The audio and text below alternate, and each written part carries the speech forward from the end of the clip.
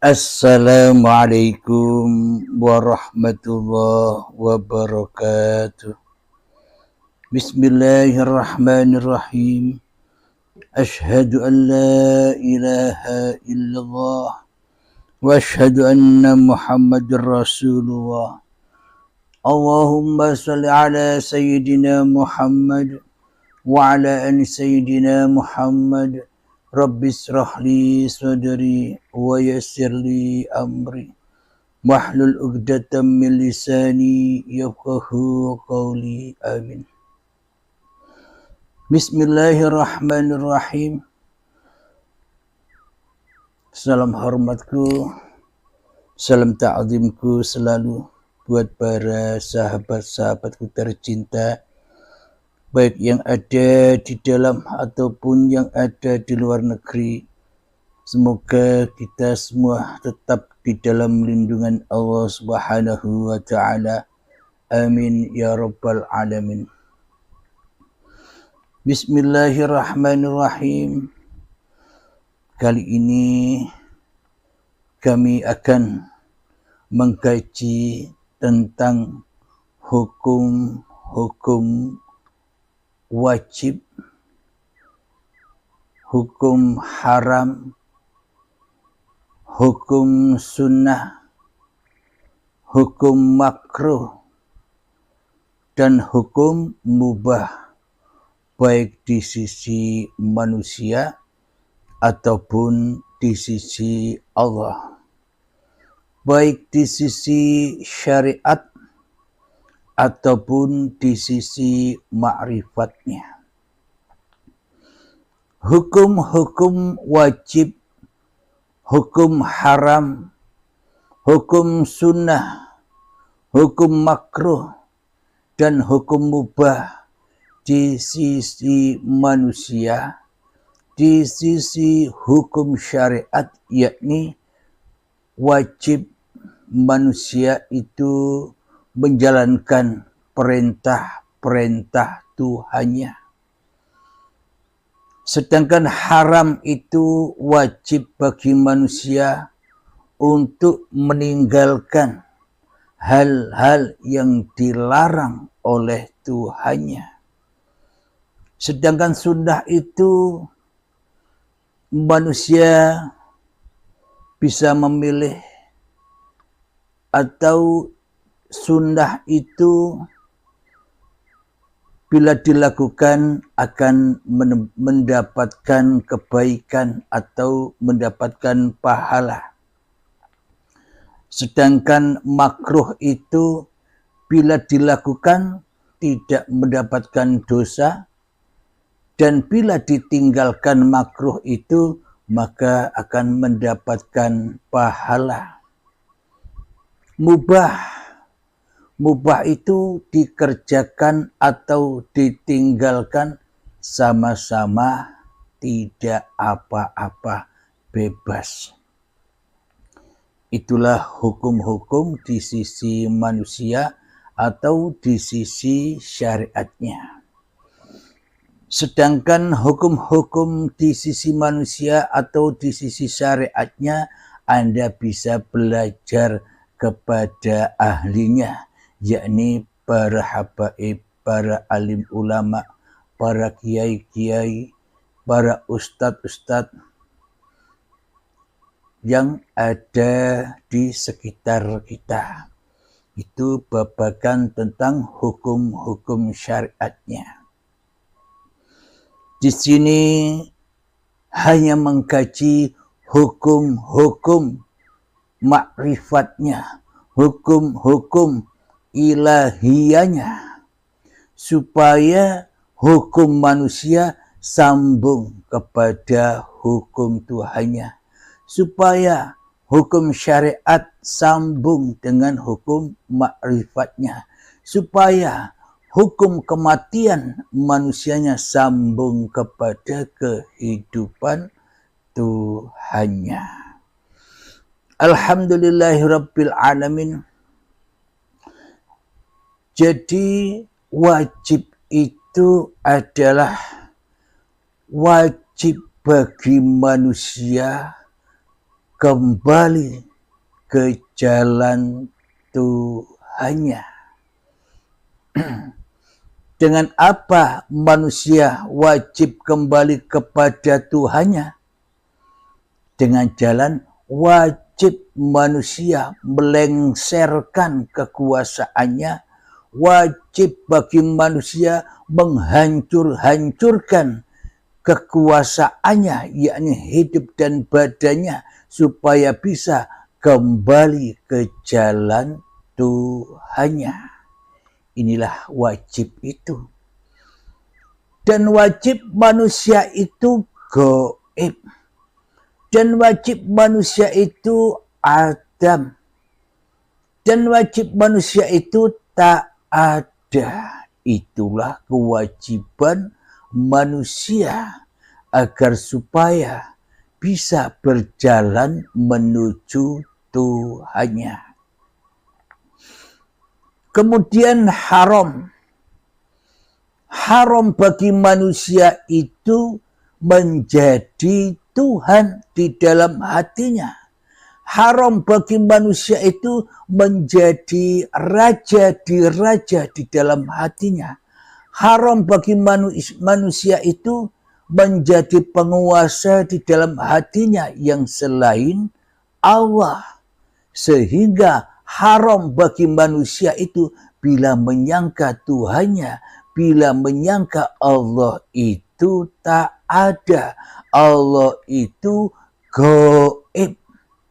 Kalau dikatakan gaib itu kan tak ada.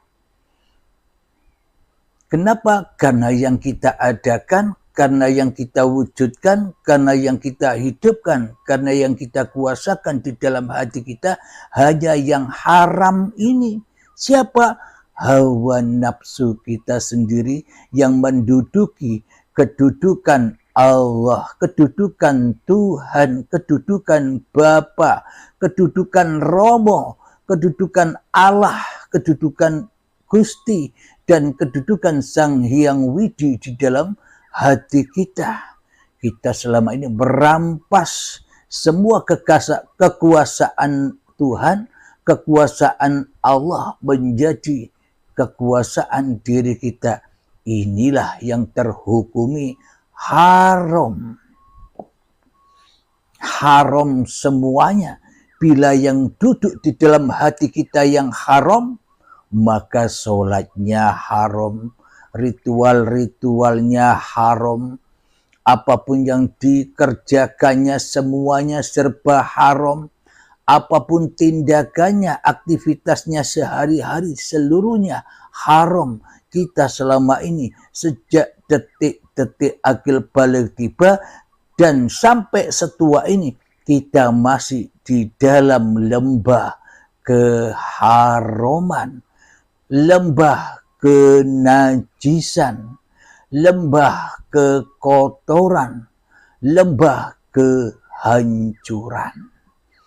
Jadi saat ini kita sudah tahu amal kita ini rusak atau langgeng di sisi Allah. Kita selama ini kita akan mengetahui, akan menyadari bagi yang disadarkan oleh Allah, bagi orang-orang yang dikehendaki Allah.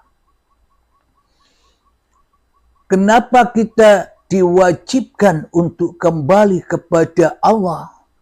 Supaya yang jadi raja, yang jadi penguasa, yang jadi Tuhan di dalam hati kita yang maha suci. Sehingga semua apa yang dikerjakan semuanya serba suci. Itulah lillahi ta'ala itu. Bila hati sudah suci, bila hati sudah terbebas dari keharaman lewat pintu baiat, lewat bimbingan baiat di pondok uripe Allah, maka hukum-hukum sunnah, hukum makruh, hukum mubah itu akan menjadi dulur papat limo pancer, yakni wajib sunnah, makruh, mubah itu akan ahad menjadi dulur papat limo pancer-panceri ke uripe Allah. Jadi inilah jalan selamat itu. Dan bila yang menjadi raja dan bila yang menjadi penguasa di dalam hati kita masih kewujudan diri manusia kita, maka semuanya ya serba haram. Sunnahnya haram, makruhnya haram, mubahnya haram. Kenapa? Karena selama ini dituhani oleh yang haram.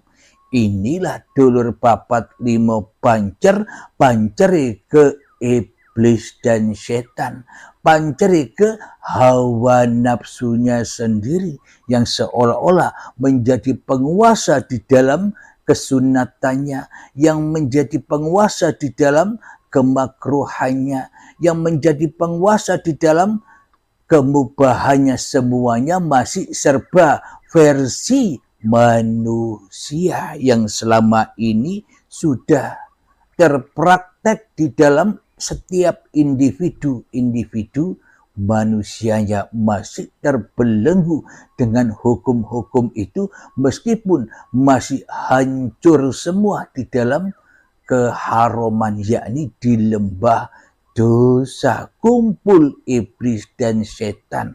Karena yang sesungguhnya jadi iblis dan setan jo awak kita dewe selagi kita belum bertaubat dari menjadi Tuhan.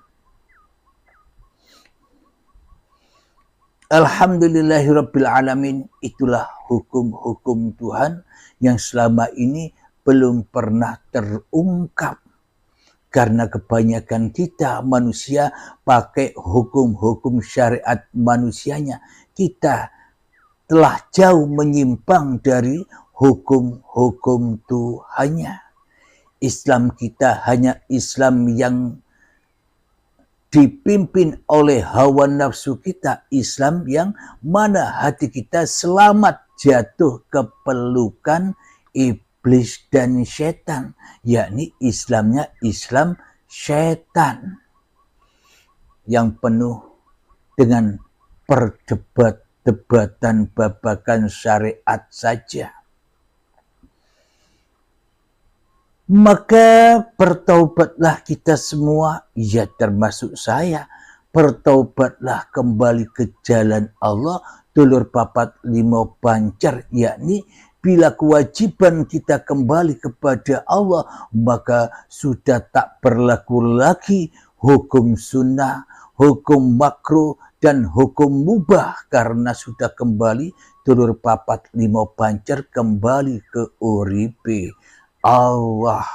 Bila manusianya kembali kepada uripe Allah, berarti manusia itu merelakan, meridhokan bahwa dirinya sebenarnya mati, bahwa dirinya sebenarnya gaib, bahwa dirinya sebenarnya tak ada selain Allah yang ada. Maka dari itu bagaimana mungkin orang yang sudah kembali kepada Allah, orang yang sudah inna lillahi wa inna ilaihi raji'un, orang yang sudah mati di dalam menyaksikan Tuhannya, bila terkena hukum-hukum sunnah, hukum makruh, hukum mubah. Jadi manusia yang sudah kembali kepada Tuhannya, yang ada hanyalah lillah, yang ada hanyalah laku-laku Tuhannya. Alhamdulillahirabbil alamin. Maka semua bila kewajiban itu telah dikembalikan, amanah-amanah yang kita emban ini kepada Allah, kewajiban makruh, mubah ataupun sunnah kita kembalikan kepada Allah, maka semuanya akan menjadi lillah, akan menjadi suci apapun yang kita kerjakan. Maknanya apapun yang diperankan kepada kita semuanya serba suci. Apapun itu. Meskipun menurut setan, meskipun menurut manusia itu salah. Tapi menurut Allah tidak salah lagi. Kenapa? Karena manusianya sudah tak punya kekuasaan lagi untuk melakukan itu semua. Inilah yang dimaksud kewajiban manusia kembali kepada Tuhannya dan haram manusia kembali kepada agama syaitan, agama iblis, agama hawa nafsunya yang mana yang wujud dirinya sendiri daripada Tuhannya, maka tersesatlah, terbakarlah apa yang diusahakannya di dunia ini. Alhamdulillahirabbil alamin. Semoga saya khususnya dan semoga kita semua senantiasa dijaga oleh Allah Subhanahu wa taala. Amin ya rabbal alamin. Marilah kita buka di dalam Al-Quran, yakni surat At-Taubah. Surat At-Taubah, bertaubat kepada Allah.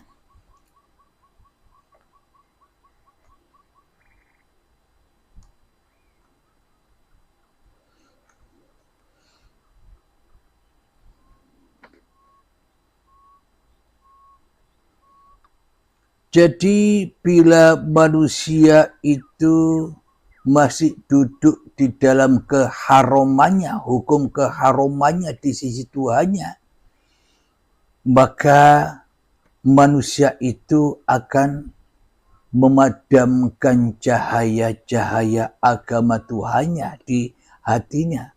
Maka yang akan terang benderang, yakni agamanya iblis, agamanya setan yang masih terkuasai oleh diri manusianya.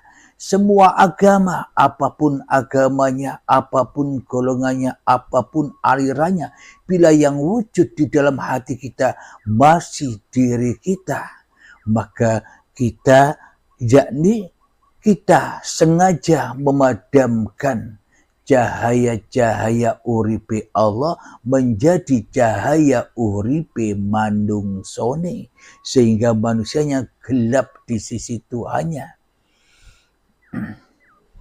Maka ada ayat,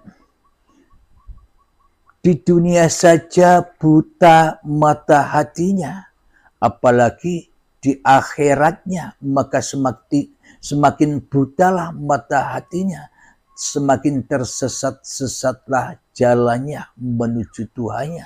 Karena kita selama ini hanya memilih agama iblis dan setan, ya akhirnya kita selalu ketemu setan, sehingga tersesat-sesat jalan kita, sehingga hancur lebur terbakar apa yang kita usahakan di dalam kehidupan ini.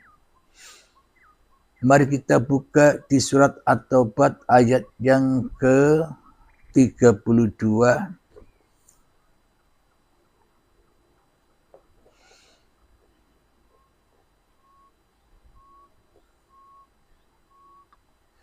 Bismillahirrahmanirrahim. Yuriduna an yud'ifu nurullahi biafwahihim wa ya'ballahu illa an yutimma nurahu walau karihal kafirun. Yang artinya mereka hendak memadamkan cahaya agama Allah dengan mulut ucapan-ucapan mereka. Tetapi Allah menolaknya, malah berkehendak menyempurnakan cahayanya, walaupun orang-orang kafir itu tidak menyukainya. Jadi apakah yang dimaksud? Mereka hendak memadamkan cahaya agama Allah dengan mulut ucapannya. Apa contohnya? ketika para pendakwa, ketika diri saya, ketika para pembawa-pembawa agama, apapun agamanya, bila di dalam hatinya yang masih terang benderang diri kita sendiri, yang masih terang benderang kemakhlukannya, yang masih akhir dari perjalanan, dari akhir ucapan-ucapannya masih berlabuh ke dalam hawa nafsunya, itulah orang-orang yang memadamkan cahaya Allah. Karena kita semua para pendakwa ini ujung-ujungnya bukan kembali kepada Allah, tapi ujung-ujungnya kembali lagi ke hukum-hukum manusianya, ke hukum-hukum hawa nafsunya, lalai dari hukum-hukum Tuhannya. Diutus kembali kepada Tuhan, kok kembali kepada dirinya. Inilah mereka-mereka, para pendakwa yang mengucapkan dengan mulutnya, yakni dengan memadamkan cahaya-cahaya Allah, yang diceritakan hanyalah pahala dan dosa, yang diceritakan hanyalah neraka dan surga, yang diceritakan hanyalah kebaikan dan keburukan di sisi hawa nafsunya, di sisi kemanusiaannya. Sehingga kita lalai, termasuk saya, lalai berhukum-hukum ilahiyah, berhukum-hukum ketuhanan, sehingga kita lalai dari cahaya-cahaya uripe Allah. Itulah mereka yang hendak memadamkan cahaya Allah hingga mereka terbelenggu dengan iblis dan setan, terbelenggu dengan hukum-hukum kemanusiaan, sehingga ia tak bisa melepaskan itu semua. Gunanya untuk apa? Supaya setan, iblis bisa menakut-nakuti kita dengan hukum-hukumnya. Kita ditakut-takuti, besok setelah mati ada siksa kubur, ada alam barzah, ada hari kiamat, ada hari akhirat, ada hari pertanggungjawaban, ada hari hisab, ada melewati siratal mustaqim, ada neraka, ada surga dan sebagainya. Kita ditipu mentah-mentah oleh iblis dan setan selama ini. Dikira semua itu terjadinya besok. Padahal sudah terjadi, hak sudah terjadi saat manusia masih merasa hidup. Namun bila manusia sudah mati, apakah mungkin bisa melewati alam-alam gaib itu? Waktu di saat hidupnya saja tak bisa melewati, apalagi saat matinya. Mohon dipahami, dihayati. Jadi bagaimana mungkin manusia merasakan siksa, melewati alam barzah, melewati hari kiamat, melewati hari akhirat, melewati hari hisab dan sebagainya, bila manusianya tak hidup, bila manusianya tak ada, bila manusianya tak merasa ada lagi di dunia ini. Jadi untuk melewati hari kematian, hari penyiksaan, azab kubur, siksa kubur, alam barzah, hari kiamat, hari kebangkitan, hari akhirat, yaumul hisab, neraka dan surga, itu semuanya harus kita rasakan saat hidup ini. Kita sadari itu. Bila kita masih menjadi penguasa dan masih menjadi Tuhan, maka kita tak akan pernah sadar. Kita akan dilalaikan oleh iblis dan setan yang dikatakan besok. Itu semua besok, kata iblis dan setan. Supaya apa tujuannya? Supaya manusia terlena dengan hukum-hukumnya setan dan mengabaikan hukum-hukum Tuhannya, supaya terang benderang hukum-hukum setan yang ada di dalam hatinya daripada hukum-hukum, terang benderang hukum-hukum Tuhannya, disuruh kembali kepada Allah, kok kembali kepada iblis dan setan terus, ya ditipu terus oleh iblis dan setan, ya ditakut-takuti terus, sehingga kita merasa ketakutan hidup di dunia ini. Alhamdulillahirabbil alamin. Mereka hendak memadamkan cahaya agama Allah dengan mulut ucapan-ucapan mereka. Tetapi Allah menolaknya, malah berkehendak menyempurnakan cahayanya walaupun orang-orang kafir tidak menyukainya. Jadi Allah utus rasul-rasulnya, pesuruh-pesuruhnya untuk diutus menyampaikan hal-hal yang terang benderang untuk kembali kepada Allah dan untuk melawan kerajaannya sendiri, melawan dirinya sendiri untuk kembali kepada Tuhannya. Digambarkan diutuslah para nabi dan para rasul, digambarkan diutusnya para aulia-aulia Allah yang sudah terang benderang cahaya Tuhannya di dalam hatinya. Maka dari itulah mari kita semua termasuk saya untuk mencari hati-hati yang sudah terang benderang cahaya ketuhanannya daripada terang benderang cahaya keiblisannya di hatinya. Marilah kita semua umat manusia sadarlah, bangunlah dari tidur kita agar supaya kita kembali ke jalan yang terang benderang, ke dalam uripe Allah. Keluarlah dari uripe manungsamu agar ketemu dengan uripe Allah. Alhamdulillahirabbil alamin. Semoga saya khususnya dan semoga kita semua sama-sama diperjalankan di dalam cahaya terangnya Allah. Amin, amin, ya rabbal alamin. Bismillahirrahmanirrahim. Rabbana atina fid dunya hasanah wa fil akhirati hasanah wa qina adzabannar. Wa sallallahu ala sayyidina Muhammad wa ala alihi wa sahbihi wa sallam. Walhamdulillahirabbil alamin. Assalamualaikum warahmatullahi wabarakatuh.